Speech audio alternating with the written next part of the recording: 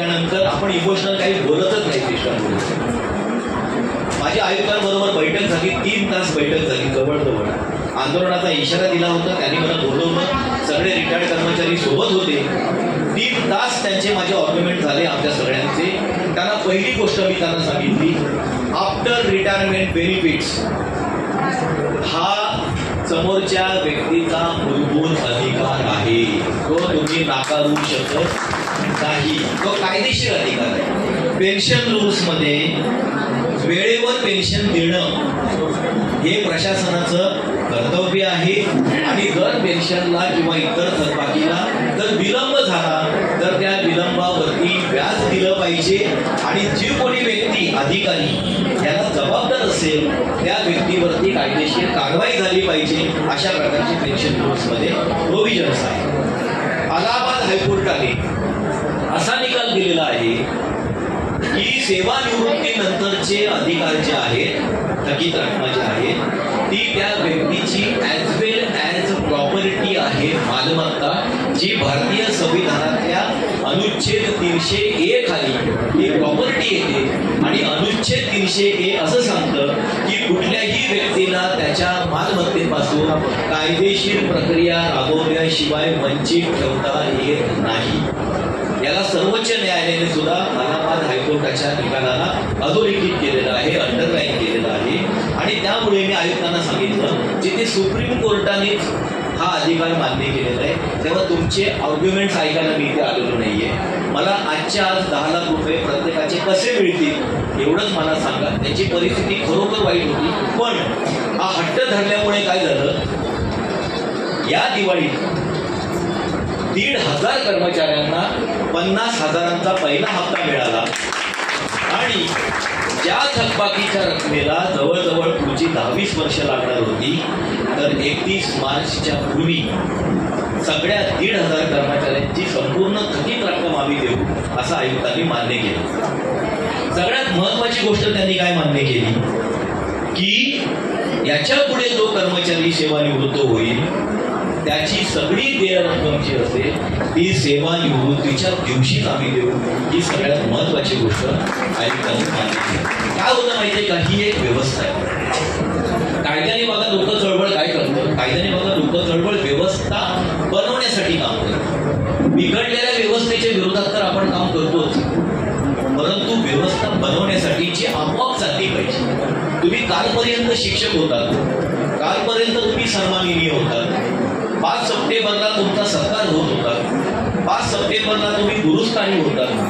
कार्यक्रमामध्ये आम्ही तुम्हाला पुरस्कार देताना सत्कार करताना तुमच्या पाया पडत होतो. आणि तुम्ही रिटायर झाल्यानंतर तुम्ही आमच्या दालनाबाहेर जर तासनतास उभे राहत असाल तर मला असं वाटतं की आमचा सगळा सन्मानाने सत्कार आणि उवळ ठोंग होतं असं खरं म्हणजे म्हणायला हवं. की जेव्हा आदर आहे, आदर हा त्या शिक्षकाबद्दल आहे, तो कार्यरत शिक्षक असेल की तो सेवानिवृत्त शिक्षक असेल, उलट सेवानिवृत्तीनंतर तो आदर जो आहे तो अजून वाढला पाहिजे. कारण आता ती व्यक्ती एका सन्माननीय वयाच्या जेव्हा याला पोचते, हे आपल्याला जे सांगितलं जातं ना, साठी बुद्धी नाटी वगैरे असते, मला काही मान्य नाही याची. तुम्ही ऍक्टिव्ह राहा, संपूर्णपणे कार्यरत राहा. सत्ता जरी तुमच्या हातातून गेली तरी एखादं मंत्रीपद तुमच्या हातात ठेवा. मुख्यमंत्रीपद जरी गेलं घरात तरी कुठलं ना कुठलं तरी खातं तुमच्या हातात राहू द्या. अगदी सत्तेच्या चाव्याचे अर्थमंत्रीपद जरी तुमच्याकडे नसलं तरी एखादा मत्स्य व्यवसाय, दुग्ध व्यवसाय, काही ना काहीतरी आपल्या हातामध्ये, नगर विकास वगैरे, गृहनिर्माण वगैरे आपल्या हातात राहू द्या. ते ठेवा तुमच्या हातात. त्याच्यातून तुम्ही कार्यरत राहिलात तर हे जे काही साठी बुद्धी नाटी पेटी वगैरे प्रकार आहे ते काय होणार नाही. आणि थोडंसं सिरियल बघायचं हल्ली तर थोडं कमी करा. या सिरियल्स मध्ये जे काही ती षडयंत्र करणारी बाई जी दाखवतात ज्या पद्धतीचं, तर तो नरेटिव्ह तो तुमच्या माइंड मध्ये सेट केला जातोय की बाई बाईची दुश्मन असते. याच्यातून सुद्धा बाहेर या. तुम्हाला सगळ्यांना मला सांगायला अजिबात संकोच वाटत नाही, ही सगळी पुरुषसत्ताक व्यवस्था आहे. आणि या पुरुषसत्ताक व्यवस्थेच्या स्त्रिया सुद्धा बळी आहेत. पुरुषसत्ताक व्यवस्थेची जी मानसिकता आहे ती कुठेतरी स्त्रियांनी सुद्धा आत्मसात केलेली असल्यामुळे ती स्त्रियांच्या सुद्धा माइंडवरती ती बसलेली आहे. आणि म्हणून हे सगळं स्त्रिया या स्त्रियांचे दुश्मन असतात, स्त्रिया सगळं करत असतात, पुरुष फार चांगले असतात, असं काही नसतं, सगळे चांगले असतात. तुमच्या मनामध्ये जर कुठला स्वार्थ भावना नसेल तर आपलं जग चांगलं आहे. आणि आपापल्या स्वार्थाप्रमाणे आपल्याला एक एक व्यक्ती जी आपल्या स्वार्थाच्या आड येते ते आपल्याला वाईट वाटते. हा साधा एकदम हिशोब आहे. तर सिरियल बघायचं पहिलं बंद करून टाका आणि ह्या ज्या सासू सुनांचा जे काही सगळा संघर्ष जो काही दाखवत असतात त्याच्यामध्ये, तर त्याच्यातून बाहेर या. कारण तुम्हाला सगळ्यांना माहिती आहे, सांगायची गरज नाही की सास भी कभी होती. तर तुमच्या सासूचा राग तुम्ही पुढच्या सुनेवर काढू नका, नाही का? हे सगळ्याच्या मानसिकता आहे.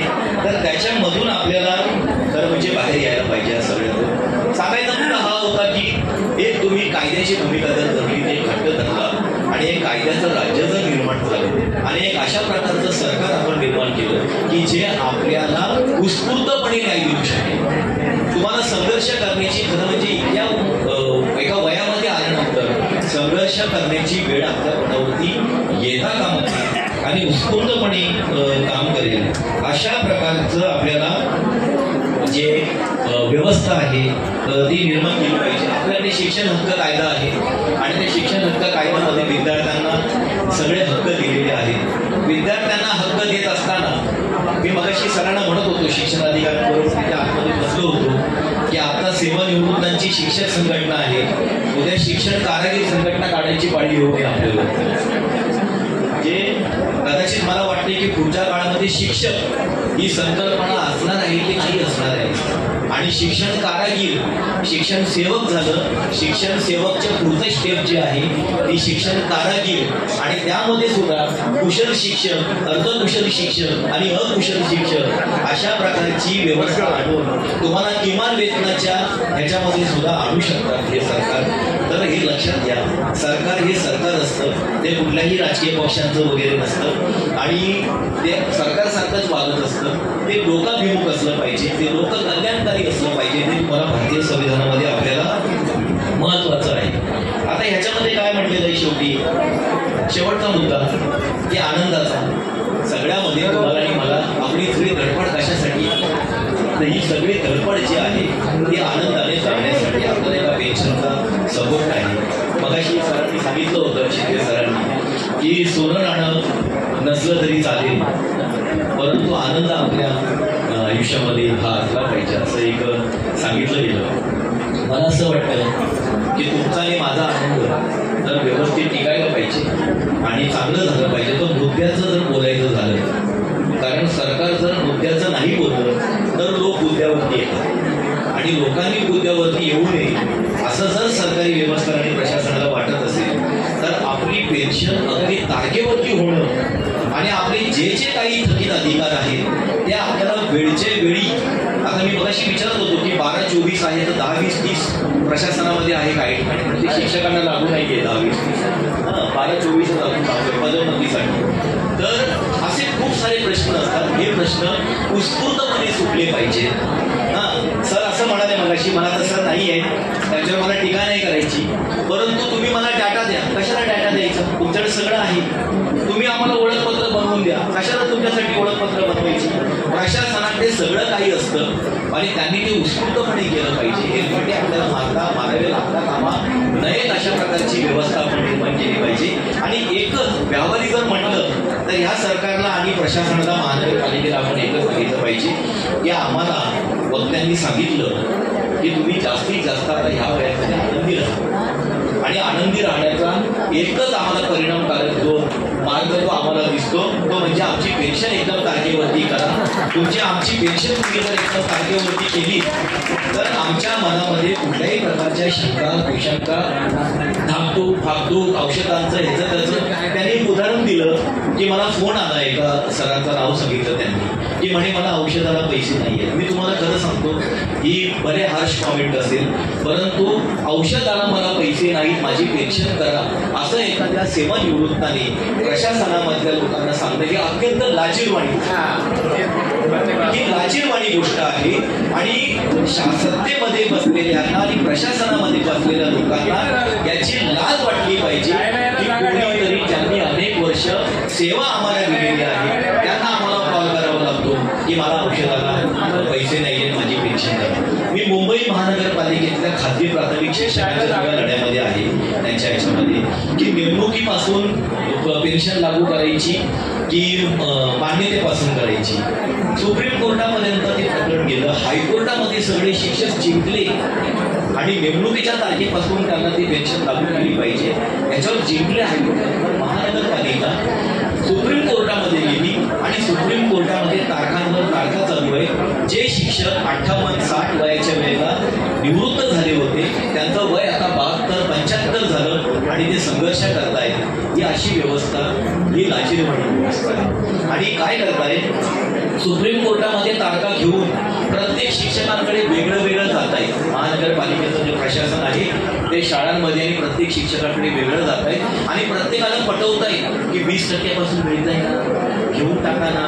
मग प्रत्येकाला इतकं हतबल करून टाकायचं तुम्हाला परिस्थितीने की तुम्ही शेवटी म्हणायला लागाल त्या संघटनेच्या नेत्यांना सांगाल जाऊ द्या 20% तर 20% पण घ्या. अशा पद्धतीची व्यवस्था तुमच्या माझ्या भोवताली आज लावली आहे.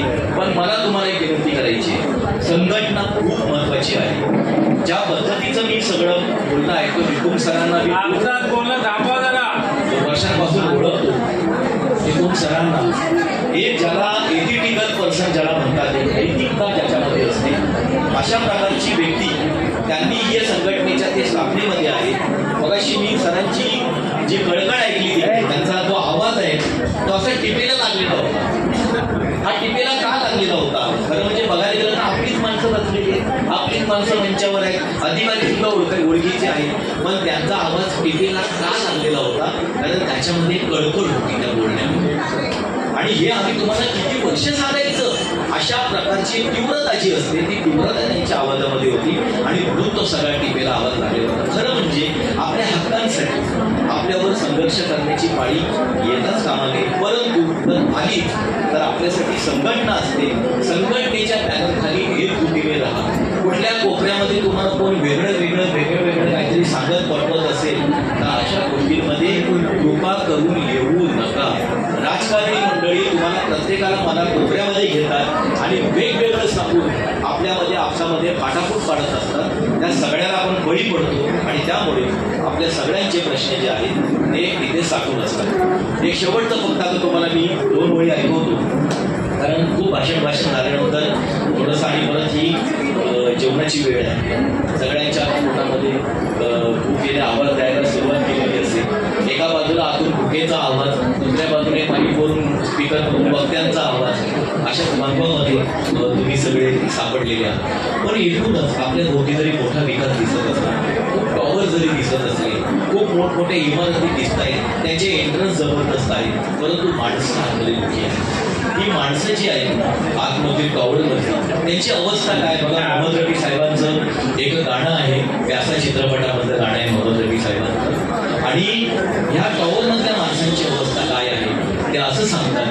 हर एक जिस्म घायल, हर एक रूह प्यासी, निगाहों में उलझन, दिलों में उदासी, ये दुनिया है या आलमे बदहवासी, ये दुनिया अगर मिल भी जाए तो क्या है, ये दुनिया अगर मिल भी जाए तो क्या है. पण अशी जरी अवस्था असली तरी सुद्धा सगळ्यात महत्वाचं आपण एक गोष्ट लक्षात घेतलं पाहिजे. जिंदगी भीख में नहीं मिलती, जिंदगी भीख में नहीं मिलती, जिंदगी बढ़ के छीन जाती है, जिंदगी बढ़ के छीन जाती है. अपना हक संग दिल जमाने से छीन पाओ तो कोई बात बने. सर झुकाने से कुछ नहीं होगा, सर उठाओ तो कोई बात बने, पोंछ कर आशिक अपनी आँखों से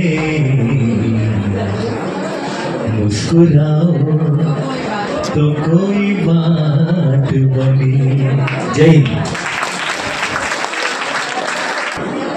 सुंदर असं मार्गदर्शन केलं, आयुष्य कसं जगावं ते आपल्या या व्याख्यानातून आम्हाला शिकायला मिळालं. आपले मनपूर्वक आभार. या ठिकाणी नुकतंच सन्मान्य श्री महाले सर मुख्याध्यापक पाथरी आलेले आहेत. त्यांचं स्वागत या ठिकाणी सन्मान्य नरेंद्र पाटील सर यांनी करावं.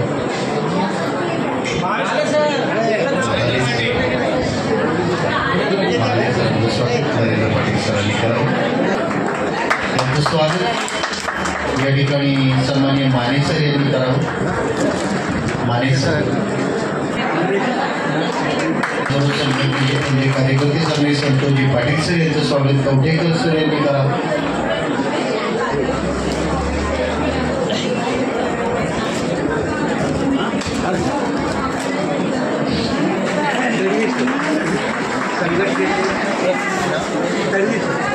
यानंतर संघटनेने माती देवरे मॅडम यांचं स्वागत देशपांडे. दत्ता संगीकरांची कविता आहे.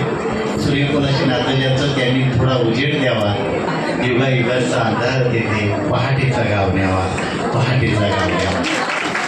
यानंतर या टॉपिकची आपण अतिशय आवर्जून वाट पाहता तो म्हणजे आभाराचा प्रकार आहे.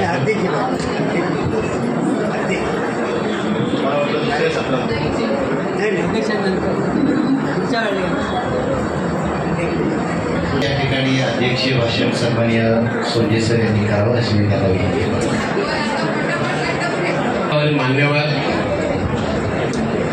आमचे गुरुवर्य संघटनेचे सल्लागार संस्थापक श्री निकुम सर, त्याचप्रमाणे शिक्षक नेते बुलंद आवाज श्री देवरे सर आणि त्यांच्या सहवासामध्ये काम करण्याची मला संधी मिळते. आणि माझे सर्व कार्यकारिणी बंधू आणि भगिनी तसेच सर्व सेवानिवृत्त शिक्षक बंधू भगिनी, आज लांबून लांबून आपले शिक्षक बांधव आलेले आहेत. आमच्या कानडे मॅडम या नंदुरबारवरून आलेल्या आहेत, गुलावडे मॅडम पनवेलवरून आलेले आहेत. तर यावरून असं दिसतं की संघटनेला काहीतरी वेटेज आहे आणि संघटना काहीतरी करू शकते. आणि हे केव्हा करू शकतं की ज्यावेळेस सभासदांनी मदत केली किंवा हे म्हणजे सभासदांनी जर उत्साह दाखवला तर हे होऊ शकतं. आज अशी परिस्थिती होती, कालपर्यंत आम्हाला असं वाटत होतं की आपण 28 तारीख घेऊन गेली, सर्व शिक्षक सह्या करून निघून गेलेले असतील, उपस्थिती आहे की नाही. पण देवरे सरांचं माझं बोलणं काल झालं निकुम सरांसोबत की आपले शिक्षक बंधू भगिनी सर्व 30 तारखेला मी कार्यक्रम ठेवला तरी उपस्थित राहतील याची मी त्यांना ग्वाही दिली होती.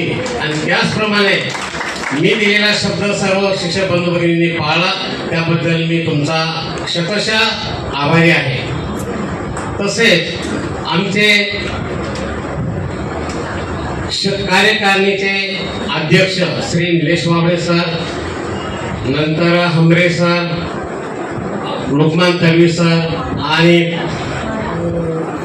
पवार सर,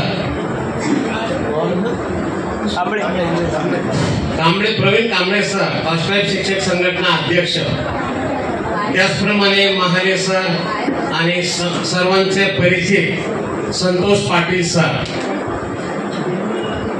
सर्व आमच्या आमंत्रणाला आवर्जून उपस्थित राहिले.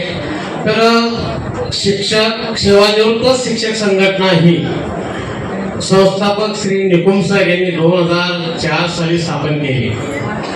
त्यावेळेस फक्त आता तुमचं ऐकण्यात आलेलं असेल, पुन्हा पुन्हा काही याबाबत मी जास्त बोलत नाही.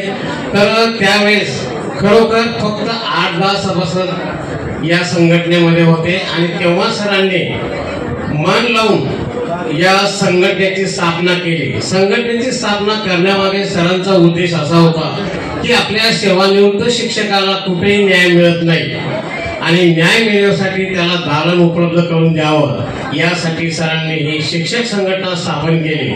आणि पुढे देवरे सर सेवानिवृत्त झाल्यानंतर निकुम सरांनी संघटनेचं रोपटं लावलं आणि देवरे सर त्यांचं वक्तृत्व प्रखर धाडस याने त्यांनी रिटायर झाल्यानंतर संघटनेची धुरा सांभाळली. आणि आज त्या संघटनेचं देवरे सर, माने सर, वाल्मिक मोरे, साबीर कुरेशी, नंतर कैलासवासी शिवाजी दामू मोरे हे आमच्यात आज नाहीये, पण या सरांनी सुद्धा संघटनेसाठी खूप मेहनत घेतली होती. अशा पद्धतीने या संघटनेची स्थापना झालेली आहे.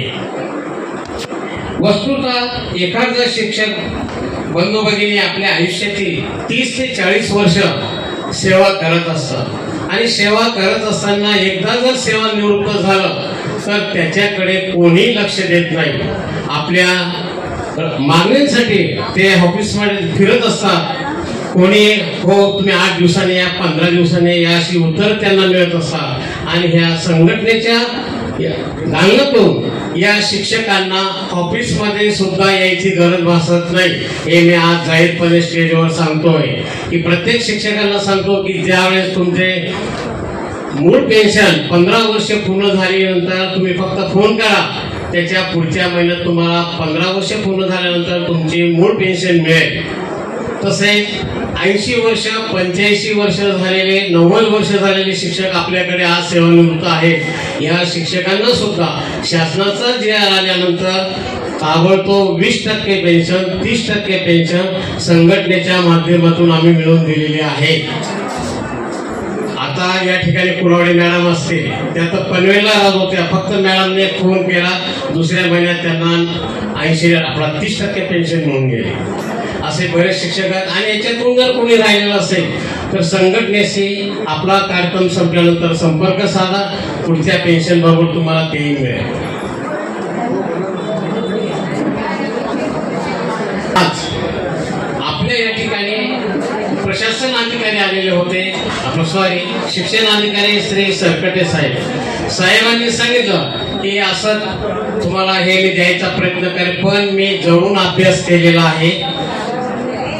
हे फक्त सांगणं होतं, पण याच्यात काय तथ्य आहे ते मला संपूर्ण माहिती आहे. आणि मी स्वतः निकुम सर, देवरे सर आम्ही स्वतः फिरतोय. आपली जी पेन्शन 1 ते 10 तारखेपर्यंत होते, हे आम्हाला 28 तारखेपासून त्यांच्या मागे फिरावं लागतं. आणि तेव्हा आपली पेन्शन 10 तारखेला होते. आणि आमचे शिक्षक बंधू भगिनी 5 तारीख केली की 6 तारखेला मला एवढे फोन येतात, सर असं झालं तसं झालं. पण मी सर्वांना नम्र विनंती करतो, कमीत कमी प्रत्येक शिक्षक बंधू भगिनी 10 तारखेपर्यंत थांबत जा आणि त्याच्यानंतर फोन करा. कारण शक्यतो आपली पेन्शन 5 ते 10 तारखेच्या दरम्यान होऊन जाते.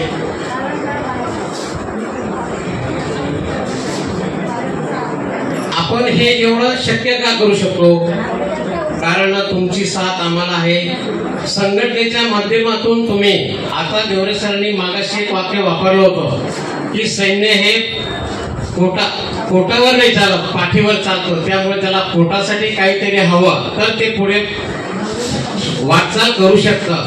तर तुमच्या 300 रुपये वर्गणीतून आम्ही बरंच काही साध्य करू शकतो. आणि आज हे जे कार्यक्रम, आपल्या भव्य कार्यक्रम होत असतात, हे कार्यक्रम केवळ तुमच्यामुळे होत राहतात. आम्ही फक्त करणारे आहोत. साथ कोणाची आहे? तुमच्या सर्वांची आहे. आणि आता जवळजवळ 2 वाजलेले आहेत. तर आता आभाराचा माझं अध्यक्षीय भाषण संपलं. जय हिंद, जय महाराष्ट्र. जे करता येतो ते फक्त शिक्षकच करू शकतो, अन्य कुठलाही प्राणी करू शकत, अन्य कुठलाही कर्मचारी करू शकत नाही. सरांच्या बाबतीत माझ्याकडे खूप बोलण्यासारखे. त्यांचे एक मोठे बंधू झुंजारराव, तेही या क्षेत्रामध्ये एकदम नावाजलेले. ही एक आपल्या शिक्षकाची एक शान आहे, बाण आहे, एक प्राण आहे. तर सर माझ्या शब्दाला, आमच्या शब्दाला किंमत, कधी सरांना हाक मारली तर सर फक्त आमच्या सेवानुसारचा सूत्रसंचालन सर्व तुम्ही जे काय द्याल ते पानाचं फूल, पण मला तुमच्यासारख्या ज्येष्ठ लोकांचा सहवास लाभणार आहे आणि त्या सहवासासाठी शिक्षक या ठिकाणी सर आले. प्रथम आपल्या सर्वांच्या वतीने आणि संघटनेच्या वतीने सरांचा मी या ठिकाणी एक सत्कार करतोय. तर आपले ज्येष्ठ आणि श्रेष्ठ आणि संस्थेचे मोठे असे निकुंभ सरांना छान श्रीफळ देऊन त्यांचं स्वागतही करावं आणि सत्कारही करावा आणि निरोपही द्यावा. धन्यवाद सर. या सतत शिक्षकांच्या विद्यार्थ्यांमध्ये वावरणारा शिक्षक आहे हा लक्षात घ्या. आणि अशा प्रकारे वेगवेगळ्या कार्यक्रमाकडे सर जात असतात, त्यांच्या कार्यक्रमाचा ठसा उमटवत असतात. सर असंच तुमचे वाढवळ आमच्या पाठीमागे राहू द्या. आमच्या सवानुसारच्या कार्यक्रमाला सातत्याने उपस्थिती लावू द्या. धन्यवाद सर. धन्यवाद सर. लावून त्यांनी या मेळाव्याचं उद्घाटन केलं, सरस्वती पूजन करून उद्घाटन केलं. तसेच ते नसले तरी त्यांचं सुद्धा मी मनपूर्वक आभार करतो.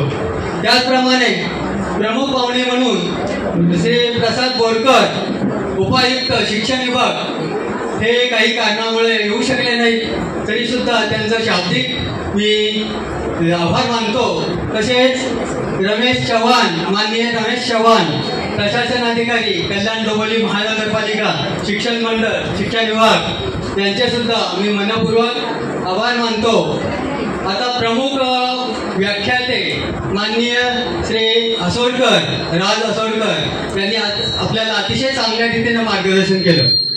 कायद्याचं ज्ञान आणि कायद्याने आपल्याला कसं आपले हक्क आणि कर्तव्य आपल्याला अबाधित ठेवता येतात त्याचं ज्वलंत उदाहरण त्यांनी आपल्याला दिलेलं आहे. उल्हासनगर महानगरपालिकेने त्यांना न्याय हक्क मिळवून दिले असे हे राज असोडेकर यांचा मी आपल्या मनपूर्वक आभार मानतो. त्याचप्रमाणे अनिकेत शिंदे जे हॅपी मेडी केअरचे